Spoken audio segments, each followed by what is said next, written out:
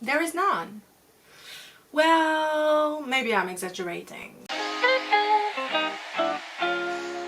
So very recently, the Thai girl group Sizzy had a comeback, and much more than their first single, it was received very critically. Not gonna lie, they should lessen the autotune and give equal lines to the members. They also need to work on their dance. They don't show the same level of energy in some parts. I'm not haters, I really like all of Sizzy's members when they're acting, but to be honest, if they want to be a real girl band, I think they need more dance training and vocal training. It's good, but the autotune is quite hard. Maybe they should work on their dance more. Anyways, Nanon is such a good singer, dancer and rapper. They're cute though. To be honest, I cringe so hard when the girls sing. Their dance lacks of energy and they sound off. It should be Nanon featuring Sizzy. Nanon could pass Sizzy as main vocalists. I can't believe they're getting a lot of hate for this. This is not K-pop. Only Nanon could save this comeback for Sizzy with his high notes and rapping skills. But I'm kinda disappointed with Sizzy though. I love them as actresses, but as a girl group, nah. They need more improvement with their choreo and their vocals are off. It's amazing to see how this comment section is full of experts in dancing, masters in singing, and professors in visuals. Okay. And I'm gonna be honest, I'm kind of annoyed by these comments. Let me be clear, I don't even like Sizzy's songs, even though the second one was much better than the first one. But I still think these women are being treated unfairly and I can't let that go, especially when I like all four of them. My favorite of them is probably Jan, because I realized recently that she's the Thai actress I've seen in the most shows, 11 times. And yes, I watch too many shows, sorry! I really like her even though she gets only secondary roles, which I think is a really big waste because she's really good. Her as Tida in Who Are You? Gosh, I've never despised someone more. I wanted to beat this up. And I came in really liking her. So like I came in as a stan and I wanted to punch this boy so hard. So I just think like it showed her talent. So yeah, my favorite role of her would be Who Are You for the acting and Happy Birthday for the cuteness. The next one is Sizzy. She's absolutely gorgeous and I think she gets the best hairstyles. Like she always stand out to me because of them. So my favorite roles of her would be in Mighty and Waterboy because we stan a femme lesbian queen. And the worst role would be Teenage Mom because girl, that plot twist, girl, no! Jane is the most popular member of the group and I also really like her. I would say she's the actress that has gotten the most roles that can really show off her potential and she's just excellent. My favorite roles of her would be Angel Beside Me, Teenage Mom and The Gifted. And then there's I, who I feel is the most underrated of the group even though she has the best vocal. Sorry, I said it. I haven't seen her in a lot of stuff, but I absolutely loved her in A Gift for Someone You Hate. It's by far my favorite role of hers. And my least favorite roles from her would be Boy for Rent and Friend Zone. Frankly, her characters aren't the worst, but girl, give them some flavor! Okay, let's move on to the criticism. I just feel like a lot of people who are criticizing Sizzy are K-pop fans who are expecting women who have trained for years, when it's just not the case. Let's not forget these women are actresses first and singers and dancers second. And I just think it's really unfair that this criticism is only directed towards them and not literally the hundreds of Thai actors who come out with a single.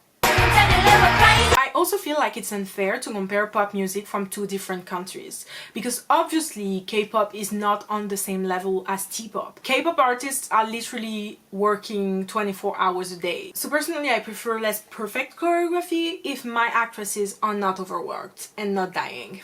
I know I'm rambling, but what I mean by that is that I know for a fact that a lot of Thai drama fans were K-pop fans, K-drama fans, C-drama fans, J-dramas fans before they became Thai drama fans. And so they come in with other expectations and I just don't think that's fair. And I understand that sometimes you can't really avoid that, but just check yourself on it and check your biases and just try to take each thing as individuals and not comparisons.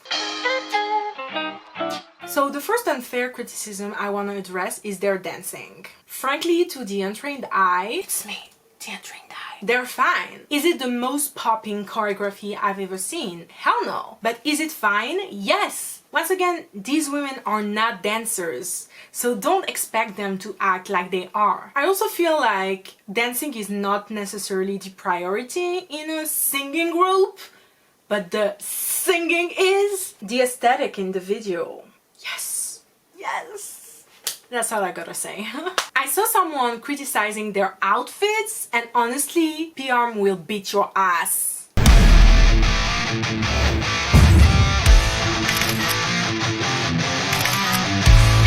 Their second song is just so much better than their first one. The beat is better, the aesthetic is better, it's just superior.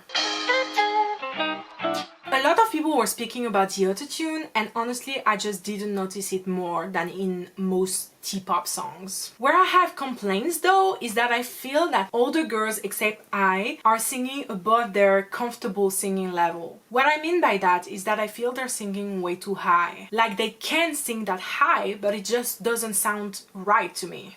And I know a lot of Thai artists do sing quite high, so it's not really surprising to me, but I feel that if they lowered the pitch slightly, the song would feel so much better. And that's my biggest criticism. I just feel like they're singing in their princess voices, and I just want to hear their real ones. I do think they should be more equal about the line distribution in the songs, and especially give more to I, because I really believe she's the best singer in the group. I might be biased though, but I'm saying that because I know she's the one who has the most singing experience in the group. I just think that the whole their dancing is awkward thing could be resolved really easily with more camera angles and a more fluid camera work.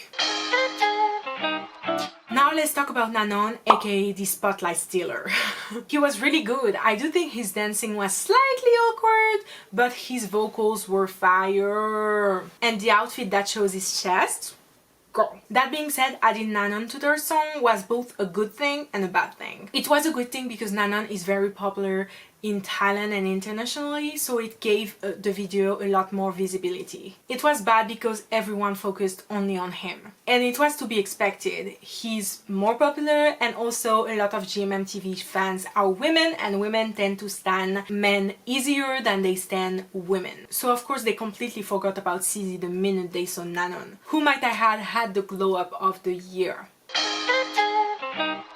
I'm not going to go super far in that topic because I'm planning on making a full video about sexism in the Thai drama community, but I just want you all to really think about it. We as a community, but also as individuals, tend to be harder on women than we are on men. Therefore, other T-pop groups like 9x9, Tempt, Trinity and SB5, who are composed of very attractive actors, do not get the same Sizzy is getting. They're amazing, they can do no wrong, but then we get a girl group like Sizzy, and I just feel the energy shift. They're just as gorgeous and talented as these boy groups, yet they're not as loved. And we should really start to challenge that. And that's why, even though I didn't love their first two songs, I'm still going to be supporting them.